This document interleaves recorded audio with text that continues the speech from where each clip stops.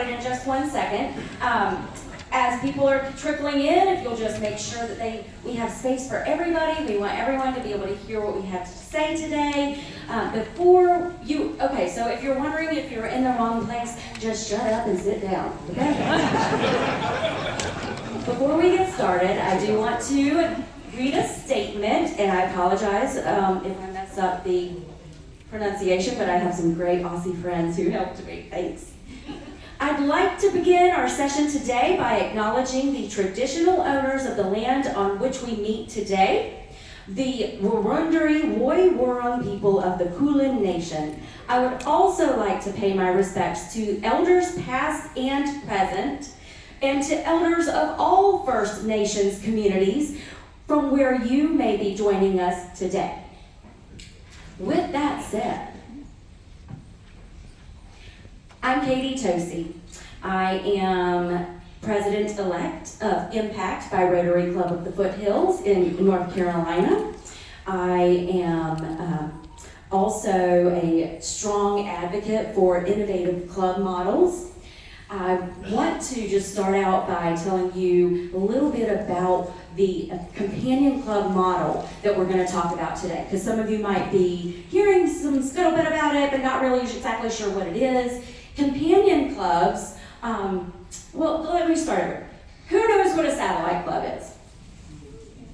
Okay, cool, good. Well, that was it. Just named you. Now you know, go forth and have a beer. Okay, so satellite clubs are a great tool that Rotary International has provided to us.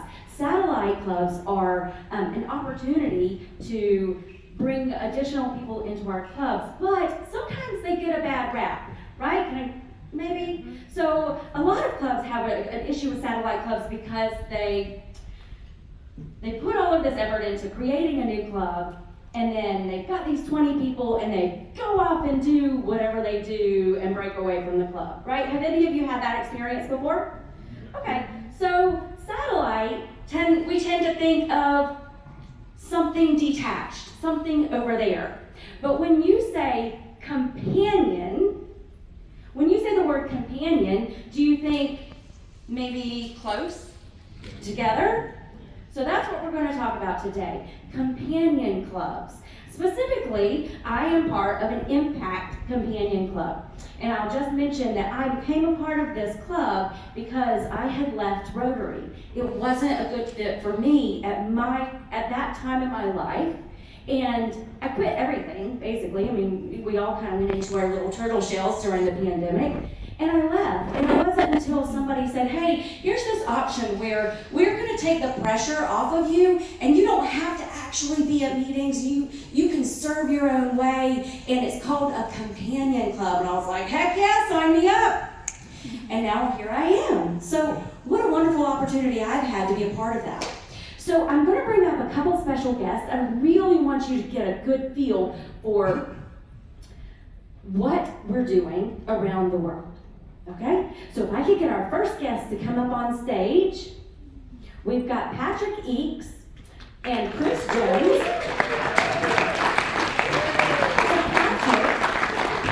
Patrick is former Rotary coordinator for Zone 33 on the East Coast of the United States, innovative club advocate for Zone 33, chair of the Zones 33 and 34 Membership Action Plan, and will serve on the Rotary International Board of Directors in 24-26. Chris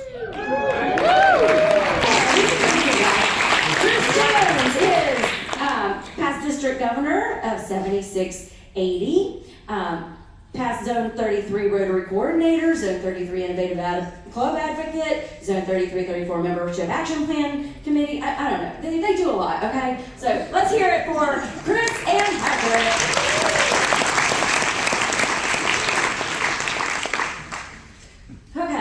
So these guys have been very instrumental in getting innovative club models spread throughout Rotary International. But I'd like to hear a couple questions. I'd like to hear a couple answers. A couple answers. Need a drink.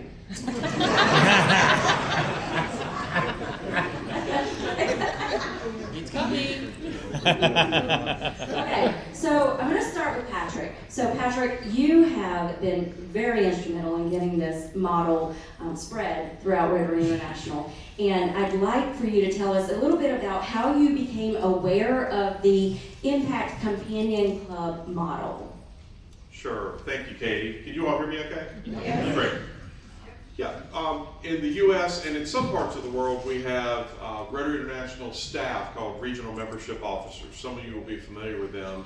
Our regional membership officer a couple of years ago said to me, Patrick, there's something going on in North Carolina, same state that I'm from, that you need to check out. This impact model. And I heard that, and I get a lot of input like that coming in. I was the Rotary coordinator at the time. I didn't act on it right away. And about 3 weeks later, our regional membership officer called me again. He said, Patrick, no, seriously, you need to find out about impact. I had a meeting with Patrick Longano, who is the creator and founder of this Impact Club model. I realized that what he had was lightning in a bottle. No question, lightning in a bottle. And my compatriot here, we're part of a North American program called Innovative Club Advocates, which are designed to try to foster creativity and new pathways into Rotary. I said, Chris, we need to talk to Patrick. And I'll let you finish the story from there, Chris. So Patrick brought the idea to me, and we started talking about it. And very quickly, we figured out that this was not just something that was a gig or something that was temporary. This was the real deal. And this was something that clubs can embrace, clubs can use, and clubs can expand to grow their membership, because you have an opportunity now to create a pathway into Rotary that allows people to serve on their level, not in the box that Rotary or we have created for them. So are there any wives in the room? Raise your hand. Any spouses who have to remind your spouse to do things multiple times? So, yeah. She's talking about me. Yeah, Patrick is the one that has to be reminded to do things. You need to check this out. You need to check this out. So, Chris, since we have to remind Patrick of things multiple times, I'm going to go back to you. How has this companion club model been embraced by the Rotary community? We have seen such positive reaction from the Rotary community. People see this and they understand how easy it is to implement, how widely accepted it is, and how valuable it is in terms of reaching out to a wider array of the community in our neighborhoods. This model really it's called Impact, and it's called Impact for a reason. The folks that serve in this model go out and create impact in their community. And they do it a couple of people at a time, or they do it an entire club at a time. And when Patrick and I saw this, we just said, we have to really push this out to the rest of our zone. Patrick, would you like to add? Sure, yeah. So we did push it out to the rest of our zone. We realized immediately there was opportunity for explosive growth. But beyond just the numbers that we associate with that kind of growth, that as Chris said, the impact that what this club was doing for its community was transformative, and that could be replicated, in some ways even franchised. And I think initially we were thinking, wow, we could really spread this around Zone 33, which is essentially the mid-Atlantic of the United States. But what we found pretty quickly was that there was a hunger, a thirst even, for this type of model in other parts of the U.S. and even beyond the borders of the United States. And we have seen that kind of that growth take place really without us having to do much more pushing.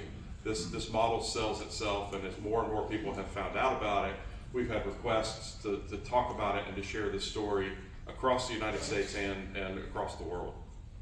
Thank you. And I think that's a great segue into our next guest, talking about how this has become a worldwide initiative and has just spread like wildfire. So if we can give Chris and Patrick a hand, and I'm going to bring up our next guest. So if you will all please help me welcome to the stage Al DeLucia and Steve Howe. Al is a member of the Rotary Club of McMurray, Pennsylvania, has been for 31 years. He's a past district governor from District 7305. He's a new club chair for District 7305, and he will be the innovative club advocate for that district. And, well, he is from 22 to 24. Now, Steve, my dear friend here from the UK, he's been a Rotarian since 1991. He has moved from a traditional club to an E-club. He's been club president 3 times, so I need to learn a little bit from him. He's the current district governor of District 1070 and is on the Rotary GB&I board, and obviously, membership is his passion. So, thanks guys for joining us.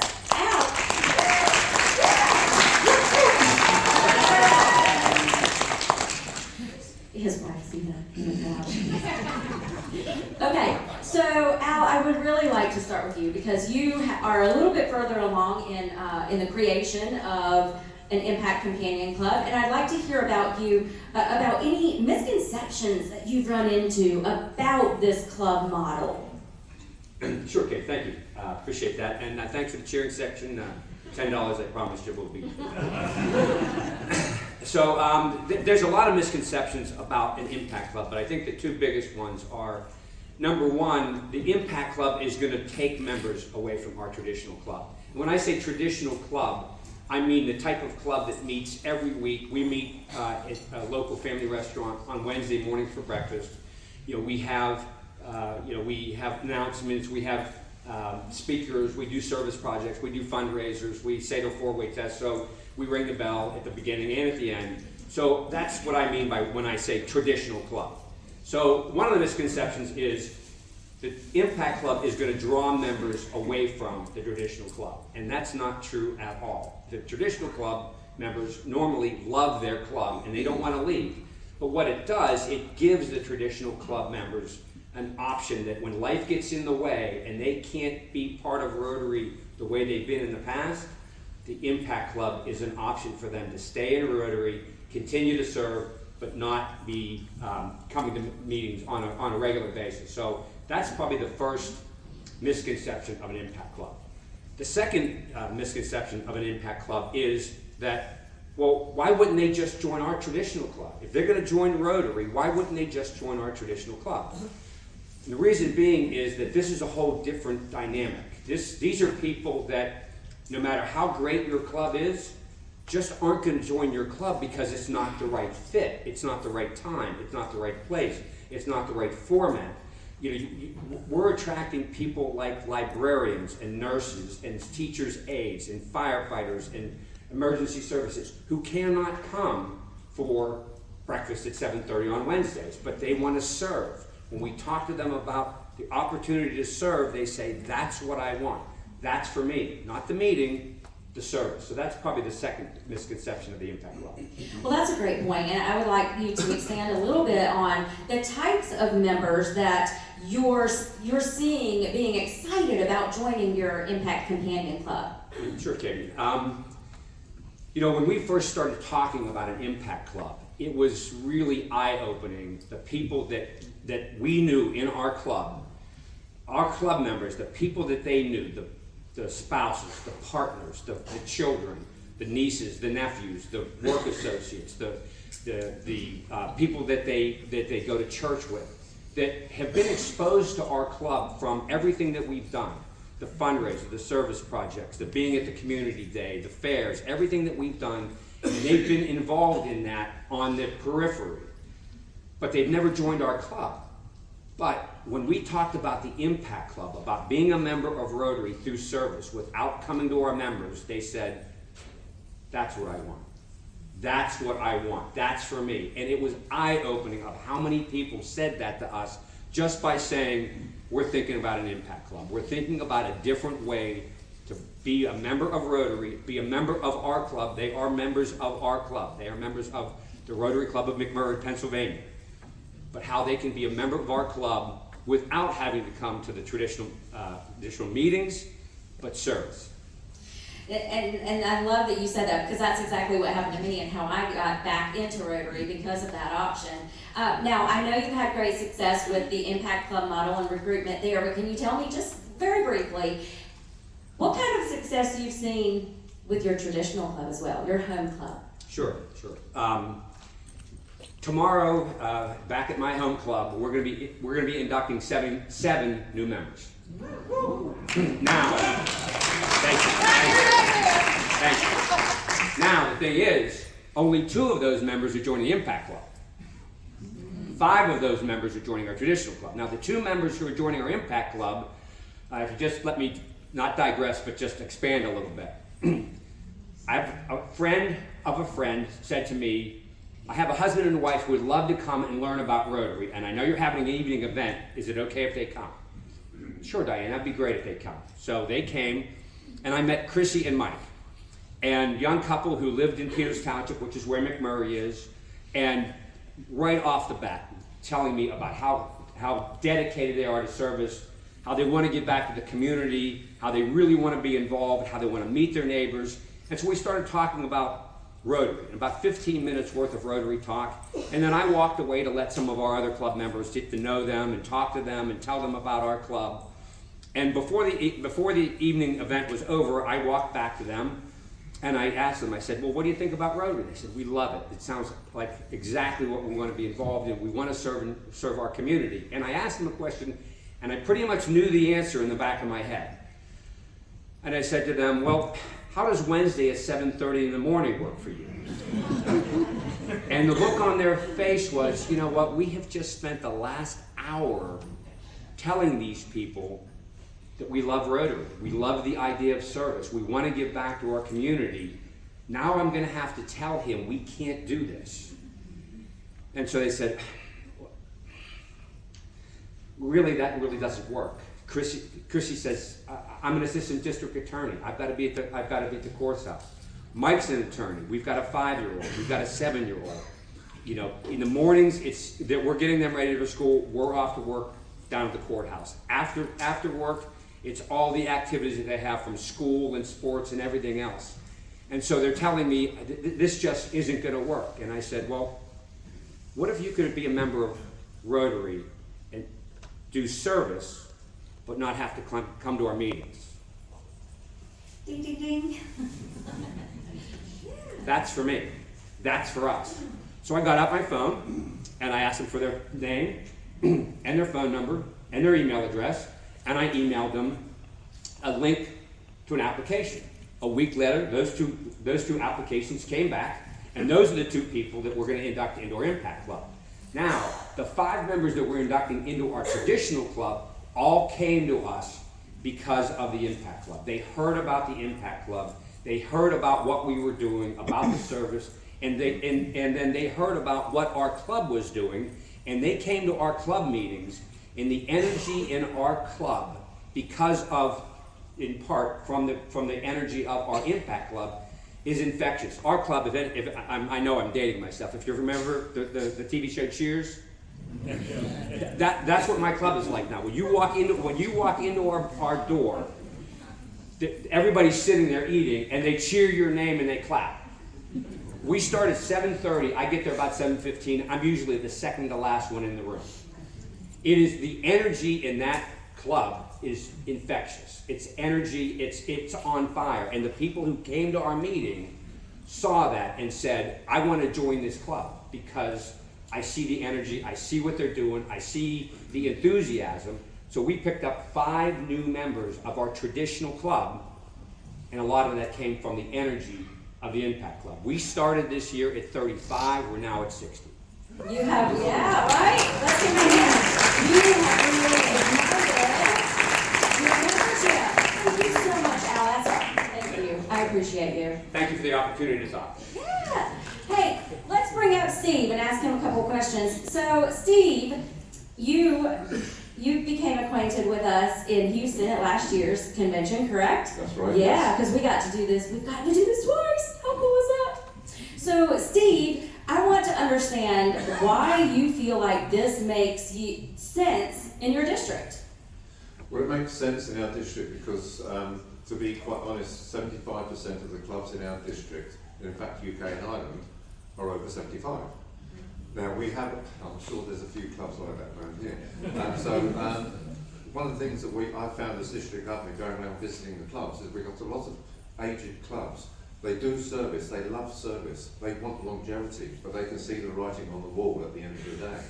So when I talk to them about impact clubs and companion clubs and basically a club within a club, rather than a satellite club, which, you know, you get 20 members, as Katie said, and off they go, and they go, well, what happened there? So with an impact club and staying part of it, they said, that could work for us, and it's certainly starting to snowball now. So that's a great point. Did you run into any objections because this is technically a satellite club, but is branded companion club? Did you run into any objections there? There was a misconception about the difference between companion clubs and a satellite club, because they saw it as like a satellite club, and I said there's nothing. Well, there is a similarity. There's a similarity in fact that the satellite club, before it gets to 20 members, it operates in its own way. It does what it wants to do. It meets in a coffee shop on a Saturday morning, plan a project, go home, and does it that way. And a point I made out was that the companion club never leaves the main club, which is the most important thing. Whether it's got 15 members or 55 members, and if there's only 30 members in the main club, so what? But the important thing is, I said to them that the main club can help the companion club with any projects they're doing, and vice versa as well. So if the main clubs want is doing a project and it needs a bit of younger muscle, because the companion clubs tend to be younger in profile, then they can help them as well.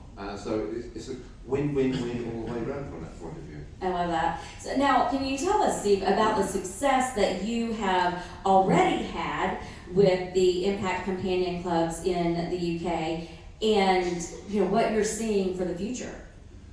Well, the success, following the session we had in Houston last year, I came out absolutely buzzing, and I started talking to different clubs about the Impact Club, as I said earlier. But there's one club decided they wanted to go for it, and then we had tied up with Zoom meetings with Casey and Patrick, and but the thing is, one of the things we said we need to do is get some momentum going, because you build up a bit of momentum and it sort of fires everybody up. But this club has been going for 100 years, and it's very much a bit of a, let's take it nice and steady, nice and quiet, one or two members at a time. And one of the people who was sort of leading that club was a person who said, I find it very difficult to actually ask people to join Rotary. Really? Anyway, so we said, okay, that's fine, you go at your own pace, it's not a problem, you just carry on. They're now by the time we get back, when I get back to the UK, they will have 16 new members, and that's since October. And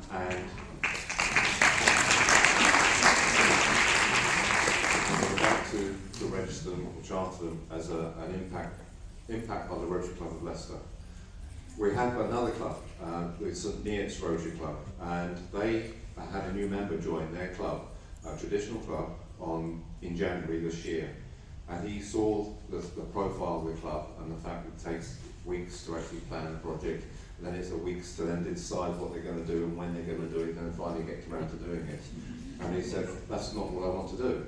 I want to get in there, I want to get into my community, I want to serve my community. And when I visited the club, because it's part of my district, and I talked about impact, he said, that's what I want to do. And he's only been a Rotarian for 2 months when I visited. So he's picked up the cudgel and he's gone forward with that. And about 3 weeks ago, we inducted the first 3 members, because their process of the 7-day letter goes on for months. But there we go. And so we actually inducted the first 3 members on top of the church, St Mary's Church Tower in St Neots, which is fantastic.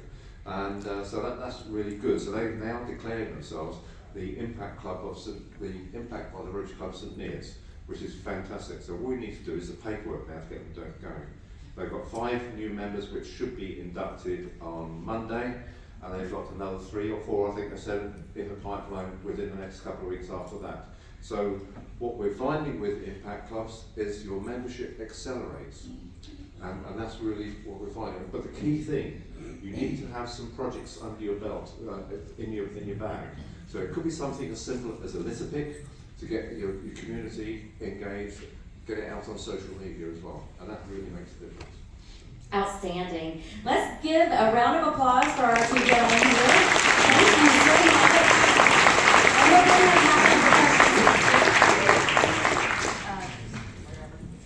Okay, so our next conversation includes some exciting news and is really a sign of the potential for impact companion clubs to attract and meet the needs of young people, really focused on peace building. So Patricia Schaefer is a Rotary Peace Fellow. I'm just gonna come right here. Come on, girl, you got those legs.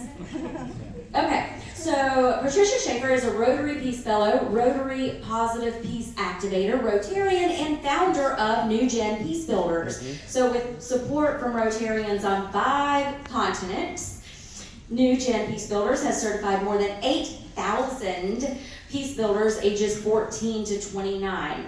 So I need you to hear this story, guys. So, Patricia, I want to start by you explaining what is New Gen Peace Builders? I'm happy to explain, but I do want to clarify that I noticed when Chris was on stage, he and I are wearing the same suit. This is Chris, this is Patricia. This is Chris, this is Patricia.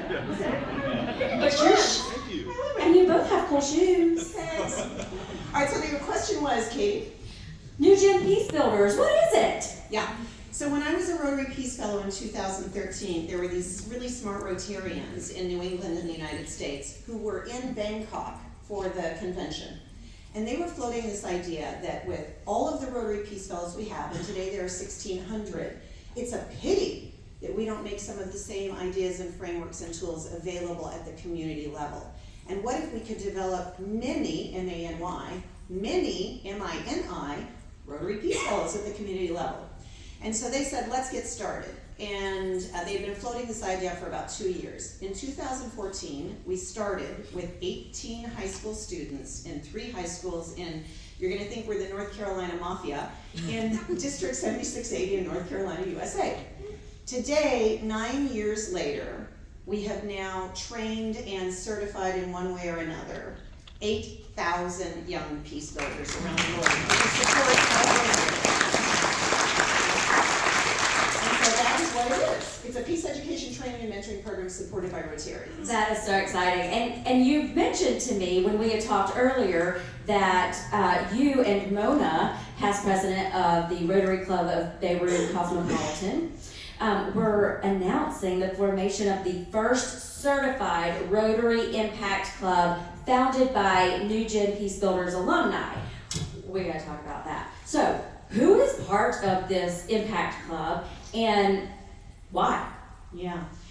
So Katie is right. Today, we are announcing the first Impact Club composed of New Gen Peace Builders alumni in the world. And we think there will be many more. So who are they? They are university students who live in Lebanon. They're university students who got trained as New Gen Peace Builders and became alumni. All the while, when Lebanon's economy was collapsing, there was an explosion in the port of Beirut, COVID-19 was happening, and the list goes on and on and on. And Rotarians said, we're not stopping. Against all odds, we are going to train these university students. There were about 80 of them who then went on and got train the trainer experience so they can take the experience to their communities. And of those 80, 30 wanted to be in this Impact Club right away, the first Impact Club. But the founders, these university students, are very, very picky. And they said they want serious people for serious issues and serious times. And so they're accepting 20 into their first group. Wow. Okay, so this is so exciting. But do you see the potential for more of these impact clubs? And what's the possible impact on Rotary with these? Yeah, well, so the Rotary Club of Beirut Cosmopolitan is the oldest, most established Rotary Club in Lebanon.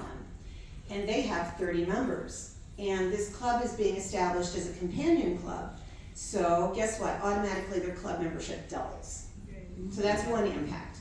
2 is they're really excited because these young people have these peace building credentials. They have a passion for doing peace projects in Lebanon. And so, ipso facto, this Rotary Club has a bunch of trained young people who can work with them on peace projects. Last point I'll make on that is they're in a very unusual district, 2452, which includes Lebanon, Jordan, UAE, Georgia, Armenia, Cyprus. So it's very interesting construction, right? Mm-hmm. These club members are already committed to, starting in September, starting to recruit and train other peace builders in these other countries within their district. And they want them to become other impact clubs.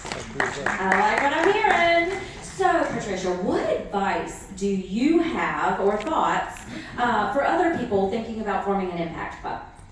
Well, one is, this was a problem solver for me, because I really, I'm in the business of supporting young peace builders. I wasn't necessarily in the business of supporting a big alumni network. So this was an epiphany that here's a structure that I know and love after all these years, and it's ready and waiting to guide these young people who are very proud to be Rotarians in this new impact club structure, to have their freedom and to be part of the Rotary family. That was one. So I would say don't wait, like it was sitting there right in front of me. The second thing I would say is maybe take a page out of the book that these young people have created. They want to know that they can sustain this club. So instead of being very quick to say, let's go, let's not think about our rules of order, let's not make sure people understand Rotary, let's not make sure we have the right group to found with, they moved fast, but they set those standards. And I think they're going to be quite sustainable as a result. I agree. Thank you so much for what you're doing. Can we get a round of applause for Patricia? I don't know about you guys, but I am sweating. I'm so energized. So, this brings us to the next portion of our presentation. How many of you are like, yeah, I've heard some great ideas this week and can't wait to take it back to my club, and then you're like, well, who's going to do that? Are you going to do it all? How do you do that? So, next I'd like to bring up someone very near and dear to me, one of my very best friends, the reason that I am back in Rotary, the reason that I am on this stage today, the creator and founder of the Impact Companion Club model, because, and he'll be the first to tell you, amazing things happen when you get ticked off, right?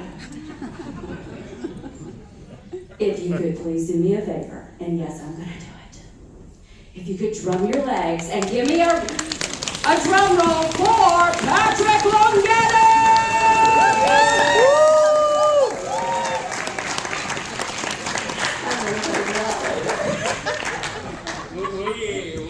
So Patrick, yeah, let's do it. Appreciate that. So Patrick created the Impact Companion Club model, and I'll let him tell you why, but I also want him to share with us how. You can tell Katie's like my best friend in the whole world. She's the only other person besides my wife who will tolerate me, so I really appreciate this. This is like an absolute honor to be talking with you guys. I really do. You guys saw me out in the hallway. That's just how I am. These guys were shocked that I was wearing a tie and a jacket last year in Houston. We were in a t-shirt and they told me I had to dress up just a little bit, so we'll be doing okay. But Katie's absolutely right. About a little over 4 years ago, I got mad at Rotary, because how many people heard if every person brought one person to the Rotary Club, it doesn't work. If it worked, the first time they tried it back in '06, it would have worked. It doesn't work because people don't feel comfortable. Some people don't feel comfortable recruiting. They don't, and it's not fair for us to put that stress on those people. Okay, we want them to be good brand ambassadors, but Bob, who might have been in the club for 30 years, and y'all know Bob, he's been in the club 30 years and he's brought one person to Rotary, right? Everybody knows that person. But he's wonderful at the foundation. He's wonderful at all the other stuff. He shows up, he gives of his time. So why put the pressure on him if he doesn't feel comfortable doing it, okay? That's fine, that's no problem at all. This thing with the elevator speeches and all this other stuff, if you don't feel comfortable doing it, don't recruit him. I'm gonna be the first person in Rotary history, and Patrick and Chris are like diving underneath their seats right now. If you don't feel comfortable, don't recruit. There are people in your club that will recruit for you. There are people like me and Katie and Patrick and all these guys down here that will talk to mannequins. Okay?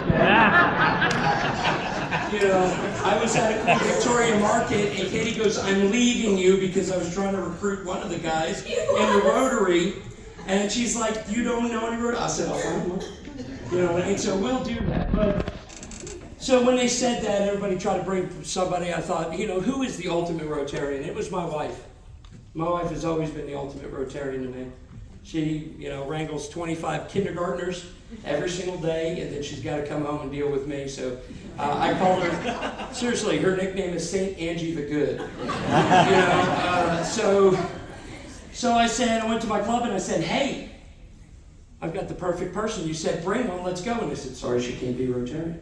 I said, well, why not? They said, well, she can't come to the meetings. I said, it's Friday at noon. She's teaching. And they said, well, maybe she could join the other club. I said, the other club that we have in our county is at 7:30 in the morning. She's teaching. You know? So they're like, sorry. And that's when I met these guys over here, and it kind of changed my life. Patrick and Chris. Guys, gotta give it up for these guys one more time, please. We really don't be standing on the stage with the So they encouraged us, and my PDG, Tiffany Irving, encouraged us to come up with an innovative club. That's when it started coming. So that's how we came up with Impact. And Katie's absolutely right. I started this. You never know where you're going to get your inspiration from. Mine was because I got pissed off. Now, before we continue, I do have to ask you a favor. Because I've gone the entire year since Houston. Every time I introduce Katie, this time she got to introduce me, and she did the little drum roll thing, which I told her I was going to get back at her. But Katie, you guys don't know, Katie is the only person ever to be booed at the International Convention. So I don't want another year to go by without me being able to say that. So on the count of 3, you know what to do. 1, 2, 3. Y'all made my ear. Thank you very much. I appreciate y'all. That was great. So you know, we're here. We're here because we got some Rotarian got an idea because he got a little bit mad, and it's blossomed from there, and now it's jumped even further. Okay, and one of the things that I'd like to tell you, and these guys over here will be the first to tell you, that they're not here to tell you about their club and what they did. Patricia's not here to tell you what she's done in her club. They're here right now telling you what you can do in your club. How many people heard some inspirational things this week so far? Come on, raise your hand. I mean, it was inspirational. I showed my wife the pictures of the 3 tenors, and she said she wished she would have came. So, anyway, don't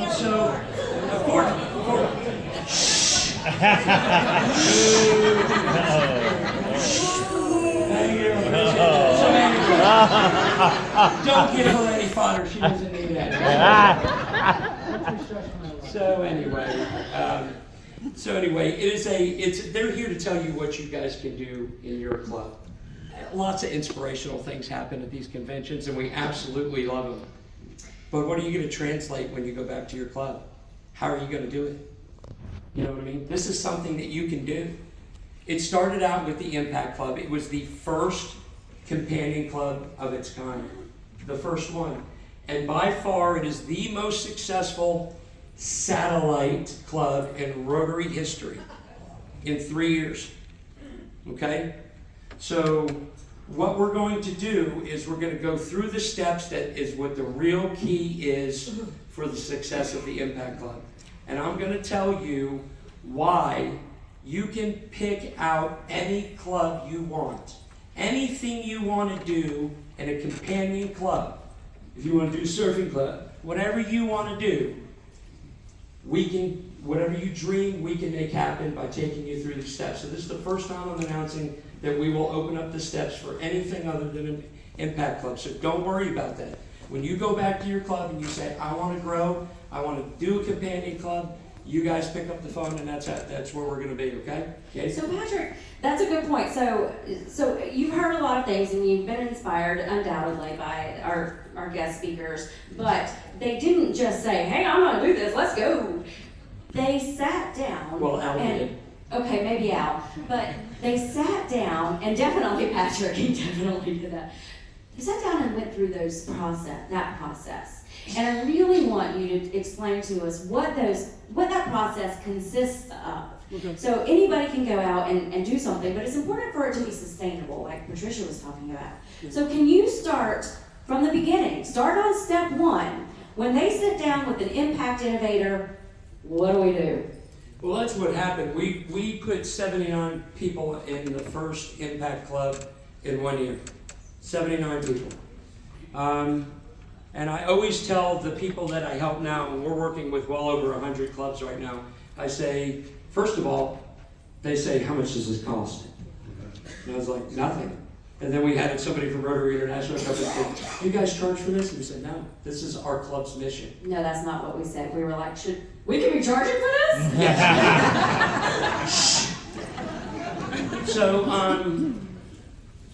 But what I tell them is when they see that you're successful, because you will be successful if you do this, people are going to call you and go, what are you doing? And all I ask is that you help them through the steps. That's the only thing that I ask. There's only one rule in the Impact Clubs. My one rule is that they honor the home club. It always has to be impact by the Rotary Club of blank, whatever it is. Because they're there because of that club. So you want to make sure you honor it. But the one ask that I have is when you're successful to help people through. And Al is now doing that. Al's going to district conferences. He's like the rock star of the deal, and he's helping us pull 3 people through the steps. So we have 4 steps because it's become untenable. We spend, I think we have 37 appointment spots per week, and they're filled up weeks in advance. So the first thing is it's all intentional. I have a lot of people say, you're doing it for them. Why are you doing all the things for them? Why are you doing all the things for them? We're not. This process is very, very intentional. The first step is what most of you are going to do, or a lot of you guys are going to do. You're going to scan a QR code and you're going to go, we need to ask that rascal a couple more questions. You know what I mean? He was laughing and joking around the whole good time. We want some specific questions and we want to ask them. So they'll go onto our calendar, they'll pick the date and time, they'll automatically get the Zoom link. They're doing the work, they're being intentional, wanting this information from us. Okay? We get together. I usually have Katie there with me to make sure I don't go off the rails. And then after we're done with that, they automatically get a second email that says, thank you for showing up. If you'd like to proceed to a step 2, click here, and it automatically does it. So they have to decide. And we encourage them at that point. One of you guys could go, this is a great idea. And then all of a sudden you're going to take a look around and go, I'm the only one here. And then we encourage you guys, bring your board, bring other people that are interested to the second meeting, and we start talking about it. Then we start getting down into the nitty gritty. And you know what it always comes down to? How many people here want to grow their club? Raise your hand. Yeah, okay. You know what it comes down to? Money. Always comes down to money. So we encourage the board to come, we encourage the treasurer to come, we encourage everybody to come, and we stay there until all questions are answered. Now, after their first step 2, they will get another email that says, thank you for coming to step 2. If you'd like to book another step 2, click here. If you're board approved and ready to go on to step 3, which is where the fun starts, click here. We've had clubs that stay in step 2 for 6 months. And that's fine with me. They're continuing to ask questions until they're comfortable and that their club is comfortable. And we want them to stay there until they're ready to go.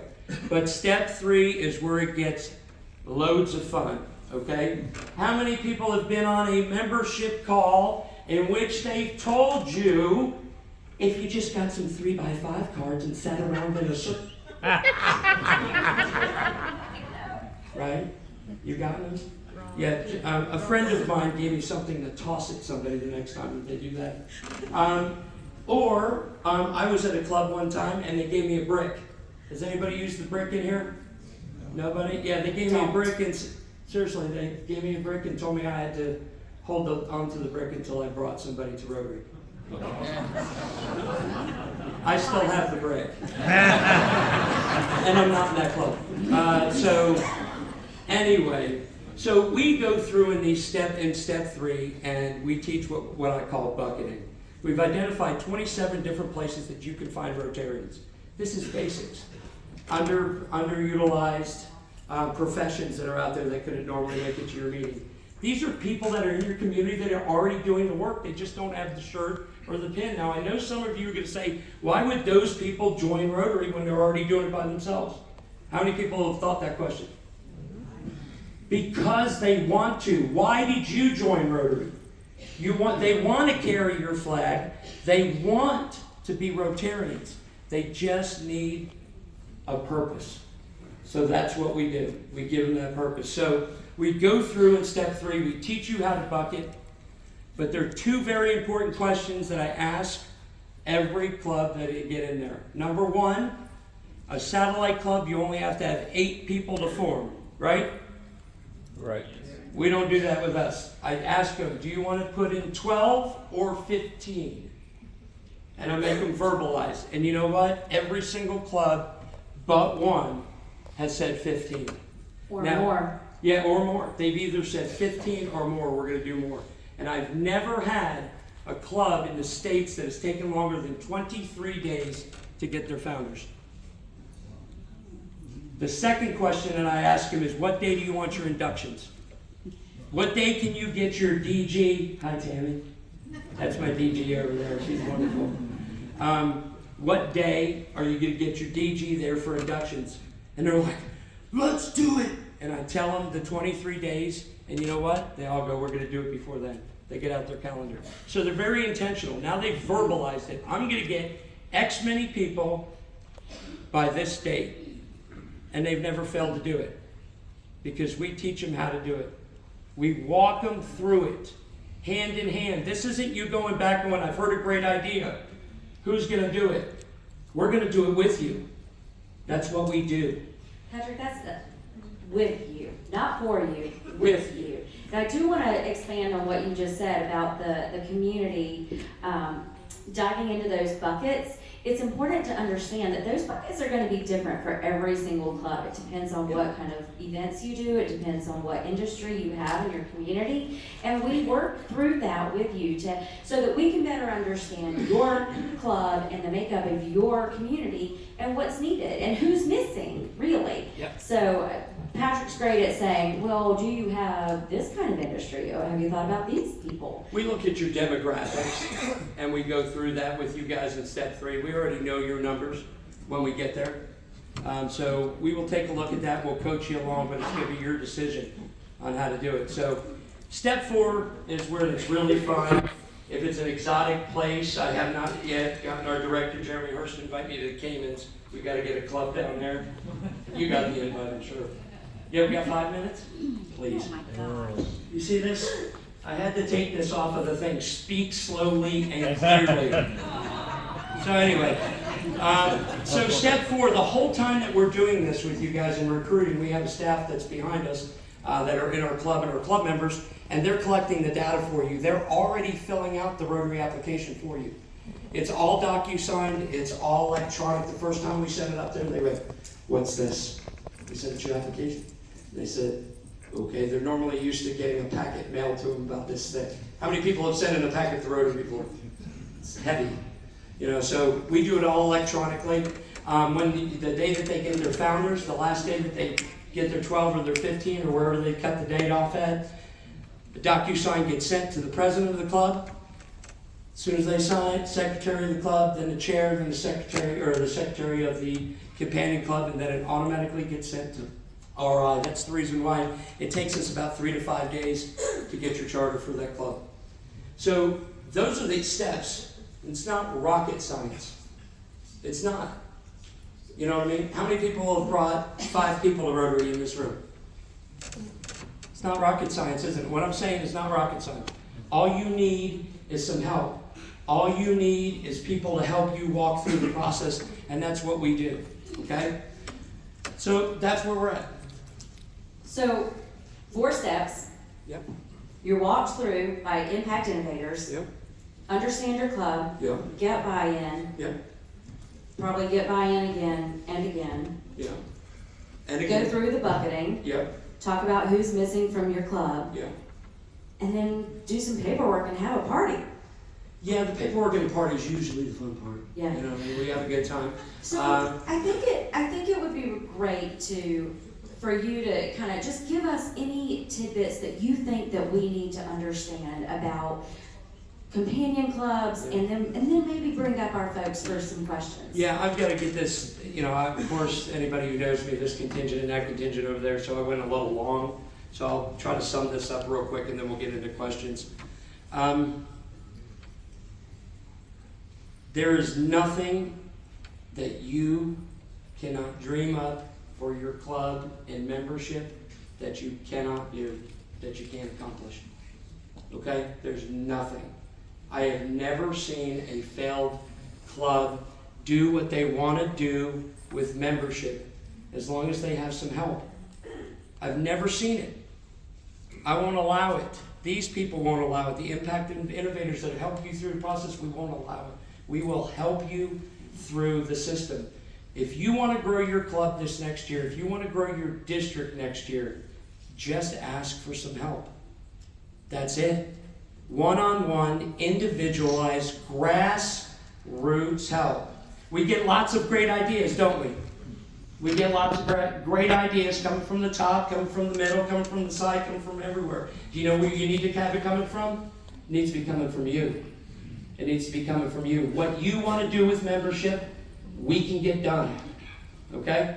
So I want you to walk out of here not with this. We can go over this plan 20 times. You can scan cards, we'll talk, whatever you need. But you need to walk out of here knowing that you can reach your goal next year just by saying, hey, can you guys help me? That's it. That's all you have to do. And I don't care where on the planet you are, we'll be there to help you, okay?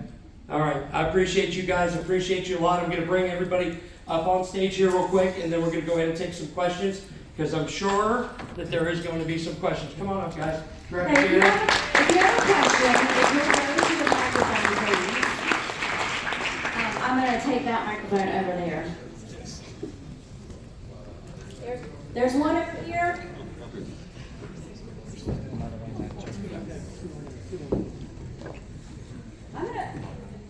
You go ahead and start, because you're the first one if up. you've got a question, yes, if you've got a question, just step up to the microphone and then just call out any of these lovely people up here, and we'll pass the microphone around and have a good time. I was not Chris off the stage.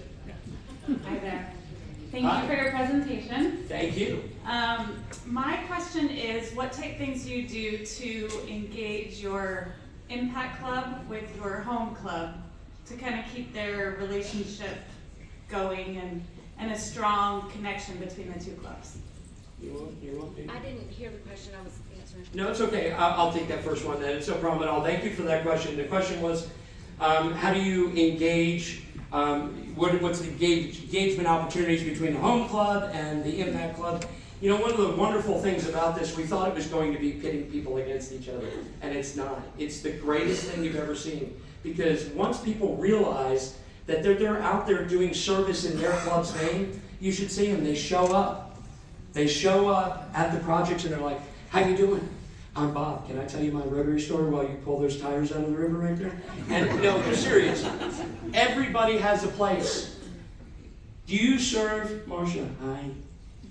Do you serve the same as Beth? No. Do you serve the same as him? No. We all serve differently. So once they realize that they're all serving the club just a little differently, it becomes amazing. Just tell your club when we're doing this, they realize that the way that they serve is perfect, no matter which way that they do. Okay? Patrick, I just want to expand on that real fast, and I promise to talk fast. It's important for us to change the mindset of our members that we are all servants at heart in this room. We're all serving our communities or the world in our own way, and it doesn't even have to be a club project per se. If I'm working at the middle school selling dance tickets for my daughter's dance, I'm still serving my community, and it's important for us to understand that we have to encourage them to keep doing what they're doing already. Yeah, that's a great question. How many people here do service outside of Rotary? Oh my goodness. Now, no, keep them up there. How many people do service outside of Rotary? Pretty much everybody. Okay? Now I'm not keep them hands up. Lord, oh my goodness gracious. Part 2. Drop your hand if you've ever taken a picture of you at that other service thing or whatever and sent it to your PI chair. Oh, wow, okay. Wait, you have? People. You have or you haven't? You have? That's fantastic. You don't cease becoming a Rotarian at another person's project. That other people's project would love to have your PI, and your club would love to have the PI. So you want to talk about engagement? Do that for 2 or 3 months and figure out, oh my God, our Rotarians touch hundreds of organizations. That's how you start your engagement. Okay, let's go over here to this question. Brian. Can you touch on dues and how it affects E-Ray and all the other stuff with normal clubs? Good question, Brian. Good question. Who wants to take this one? Chris.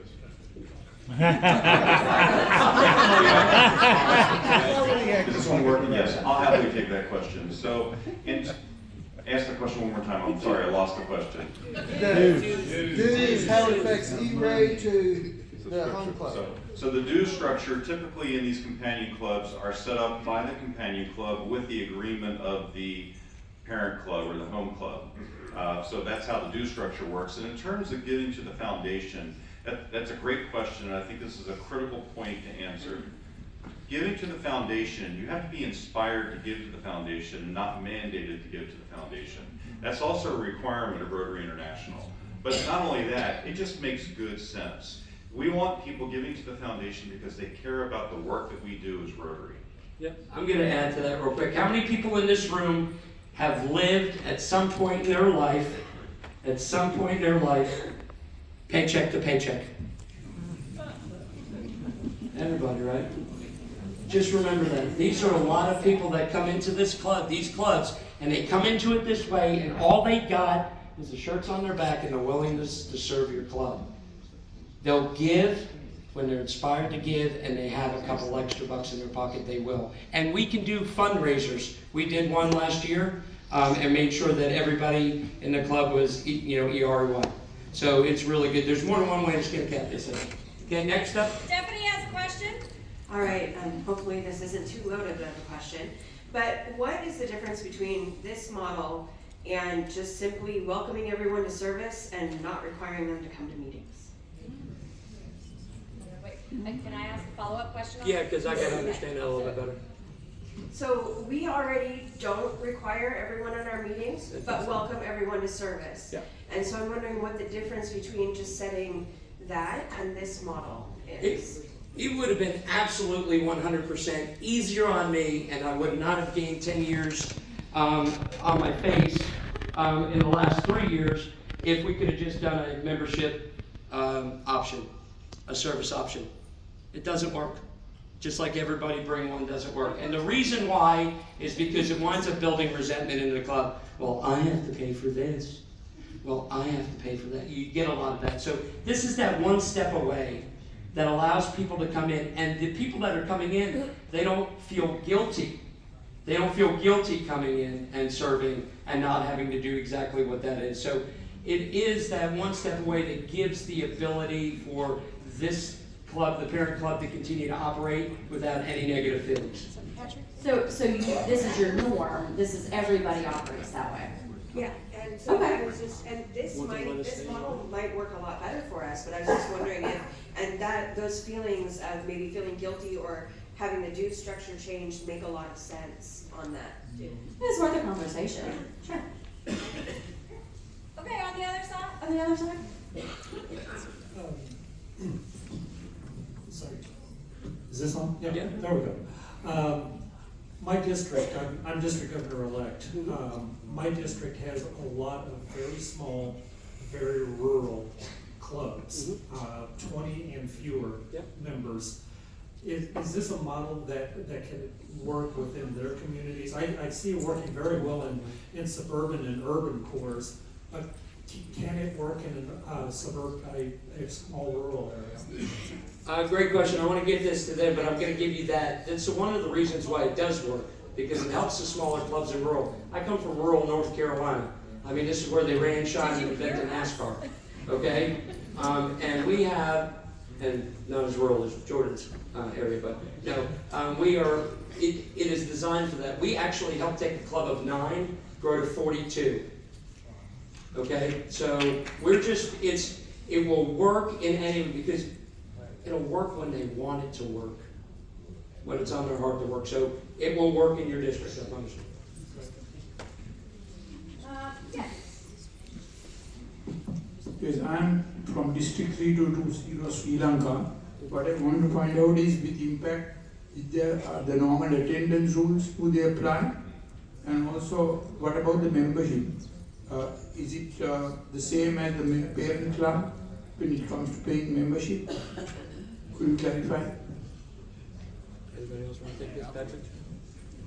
As you're probably aware, clubs now can determine their own attendance policies. So there is no mandated attendance policy across the Rotary world.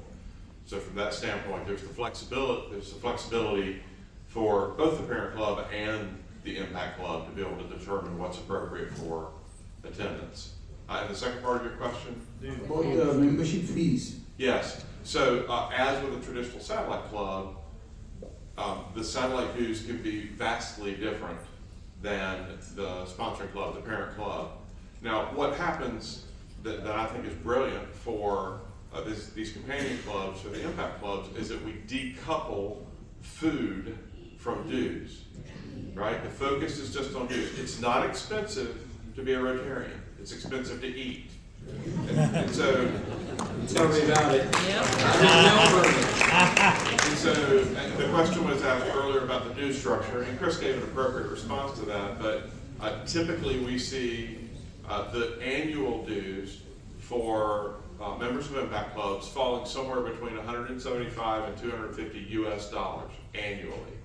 And that is really just typically to address Rotary International dues, district dues, and maybe a few other costs. Yeah. So it's typically a much lower cost. Yeah, expand on it just to make sure that you understand too. Remember, these people, we charge, I encourage people, you can do whatever you want, but I encourage people to use even dollars per month. $15 a month, $20 a month, $25 a month. It makes it easier for this day and age. We all want younger people, but we make them write a check for $700, quarterly. So think about that when you're setting it up. You guys can do monthly payments, keep it on an even scale. So 180, 240, 300. Do that. It'll help grow your membership. Let's have Steve Just one more question I had, that is, do they have to attend the parent club meetings or can they have their own? They have their own. But they can attend the parent club meetings if they want to. It's entirely up to them. But they focus on their club meetings, their club projects. They're very much project based as opposed to meeting based. So they might go to a coffee shop, plan a project, do it, go home, job done. And that's how they'll operate. Going back to Patrick, going back to dues and subscriptions, it's very important because, as you rightly say, the demographics now, we've all lived hand to mouth or paycheck to paycheck, and the important thing is that we give them the offer of paying monthly if they want to do it. In UK, 120 quid a year, £10 a month, £2.50 a week, cost of a cup of coffee. So that is effectively what we're now advocating. And I've had Rotary clubs come to me and say, can you do that? Really, can you do that? Well, yes, in time you can, absolutely. As long as the club pays the dues, fine.